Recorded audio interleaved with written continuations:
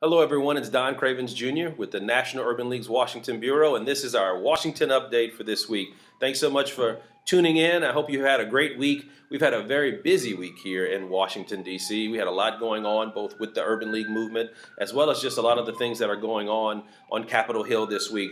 As you've probably found out by now, there's been a budget deal that's been reached by the Republicans and the Democrats, as well as President Obama's administration here in Washington. So what does that mean? Well, it means the good news for the president is he won't have to deal with these budgetary crises that he's had to deal with almost every year since he's been in the White House. And so it means, because of this deal, that Congress, as well as the administration, won't have to reach these budget deals again during President Obama's administration, not until March of 2017. And so the next president and the next Congress will work on future budgets. But this Congress and this president, it seems like they've reached some deals. And that final vote was 266 to 167, which means that at least 79 Republicans joined all of the Democrats in getting this budget deal passed. And why is that significant? Because Speaker Boehner, who is no longer the speaker as of this recording, he just resigned, and now we have a new speaker, which we'll talk about in a second.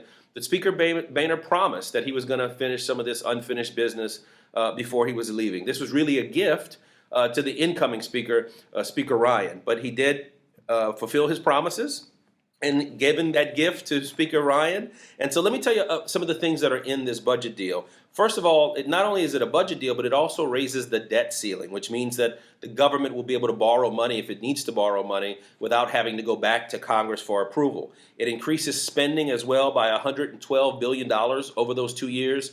$80 billion is the number you probably hear. $80 billion increases for domestic and defense programs, but there's also $32 billion that the State Department and the Pentagon can use for emergency or wartime operations. And so let me tell you about some of the biggest wins that came out of this budget deal. First of all, it avoided a government shutdown, which is a huge win, which means that government will continue to function, and all of the men and women who work in our government, who provide many of the services that are important to people like us, they're going to continue to be able to work and provide those services.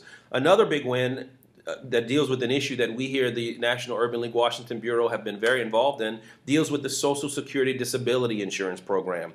That program, thankfully, because of this deal, will now not become insolvent, which will prevent a 20% cut for recipients. So thankfully, the Social Security Disability Insurance Program, at least until 2017, it's okay, and it will not become insolvent. And another big win for the people that the National Urban League serves deals with Medicare Part B. As you know, many of our senior citizens use and rely on Medicare Part B, and thanks to this budget deal, they will not see a hike in their premiums. Had we not reached this deal, they would have seen a 52% hike in their Medicare Part B premiums. And so that's another benefit from this budget deal. So it's good to see that Republicans and Democrats work together. Doesn't happen often, but it happened here, and it's good to see that at least for the next 2 years, the government will not shut down. There won't be draconian cuts to Social Security Disability Insurance, as well as Medicare Part B. So it's good to see Congress working. It's good to see Republicans and Democrats some Republicans and all of the Democrats working together, and it means that the government will continue functioning at least until March of 2017. Now, the other news on Capitol Hill was the fact that today a new speaker was elected by Congress, and that speaker is Paul Ryan from the great state of Wisconsin. Speaker Ryan, as you recall, put out his conditions to be speaker early on and said, if these conditions are met, I would be speaker. If not, I would not be speaker. And so the conditions were met, and those conditions centered around the fact that he wanted near universal support from the Republicans in Congress. And he did get near universal support. And so now he is Speaker Paul Ryan from Wisconsin. In his speech, he recognized that Congress is crippled, and he vowed to grow the economy, work on issues like poverty, pay down the national debt, as well as strengthening the military. So it'll be interesting to see what the speakership of Paul Ryan will look like. He's a young man, and so, theoretically, he could be in the speakership for a very, very long time, assuming that he continues to be reelected. Also this week here in Washington, the National Urban League co-hosted a great education summit, which focused on higher education.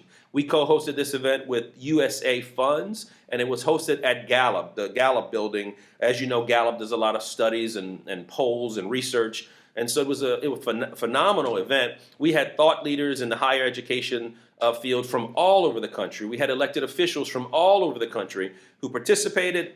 We've got some links to a study that was done by Gallup, a report called the Minority College Graduate Report, and you can get the link to that report on our Washington Update. But talked about HBCUs and best practices. Just I want to thank our co-sponsor, USA Funds, and I want to thank the great folks at Gallup who hosted us for the two-day event.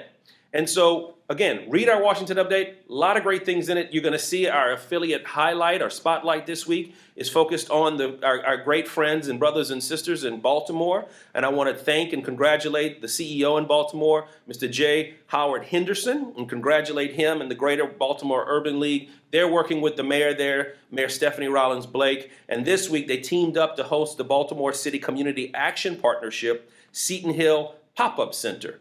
And it's a center to promote and support community wellness. So a lot of great things happening in Baltimore, and we're going to be there in Baltimore this next year for our annual conference. I'm looking forward to seeing all of you there. If you've got any questions, you need to get in contact with us at the National Urban League Washington Bureau. Please click on the Contact Us button and you can find us.